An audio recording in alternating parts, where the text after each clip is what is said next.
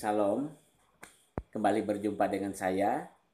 Kita masih melanjutkan topik mengenai murtad bagian yang ketiga, ya. Apa yang hendak dibagikan di sini semoga ini bermanfaat dan harus kita perhatikan. Ini penting kita perhatikan di bagian ketiga ini. Nanti setelah ini ada bagian yang keempat atau video yang keempat tentang murtad ini dan kita akan selesai. Dan saya mungkin memahami bahwa ada beberapa kita mungkin tidak nyaman dengan topik ini. Tapi tidak mengapa kalau ini menegur dan memperbaiki hidup kita, sebaiknya kita tetap ikuti. Tentang murtad ini bagi kita orang percaya, orang Kristen, ya, kita pengikut Yesus Kristus, ya, ada hal-hal yang perlu kita perhatikan.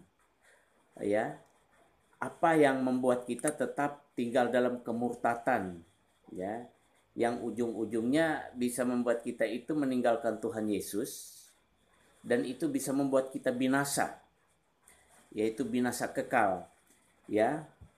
Dan yang penting di sini yang harus kita ingat, saudara, kita akan tetap murtad apabila kita tetap mengeraskan hati, ya, dinasihati dengan firman Tuhan oleh hamba-hamba Tuhan, atau kita mendengar khotbah melalui televisi, radio, ya, melalui channel YouTube hamba Tuhan siapapun, dan ketika kita mendengar firman Tuhan itu dan itu menegur kita, ya, kalau kita mengeraskan hati, kita cuek, kita tidak peduli terhadap firman Tuhan yang sebenarnya dipakai oleh Roh Kudus saat itu untuk menegur kita, itu akan membuat kita semakin di dalam kemurtatan.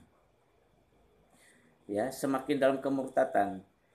Di dalam kitab Ibrani, Roh Kudus memperingatkan kita, jika kita mendengarkan firman Tuhan kapanpun, sepatutnya kita harus segera mentaati firman Tuhan.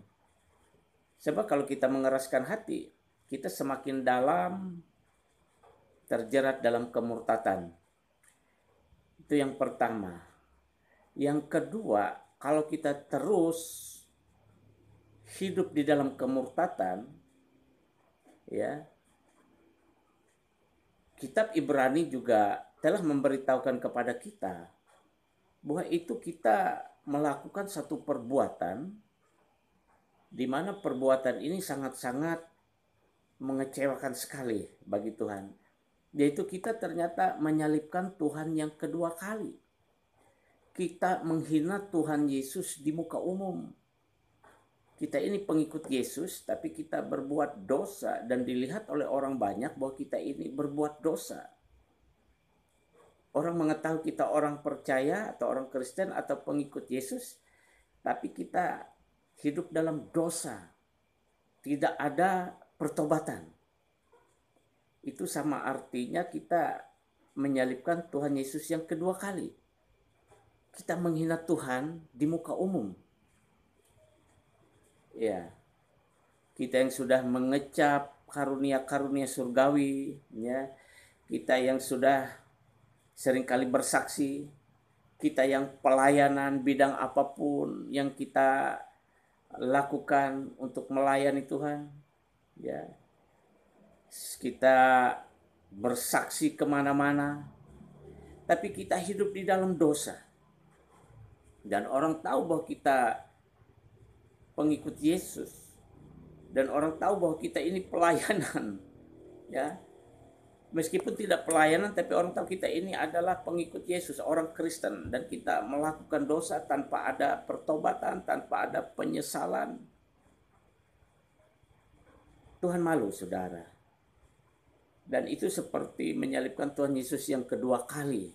Ya, penulis kitab Ibrani berkata seperti itu.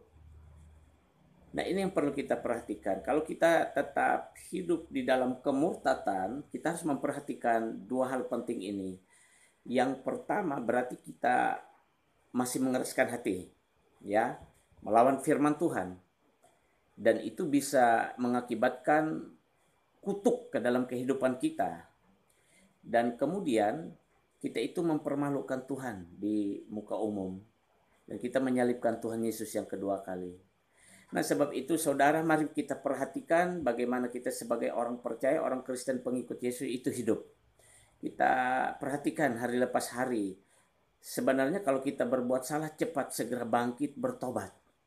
Jangan berlarut-larut supaya baik keadaan kita. Nah, kemudian di video yang keempat ya akan saya jelaskan kembali kepada kita. Kalau kita hidup dalam kemurtatan, itu sebaiknya kita melakukan apa? Ya, semoga ini bermanfaat. Semoga ini membuat kita terbuka kepada kasih karunia Tuhan. Semoga ini membuat kita ya berhati-hati supaya kita selamat sampai akhirnya, sampai garis akhir. Puji Tuhan, salam sejahtera, salam sehat, Tuhan Yesus memberkati. Salam.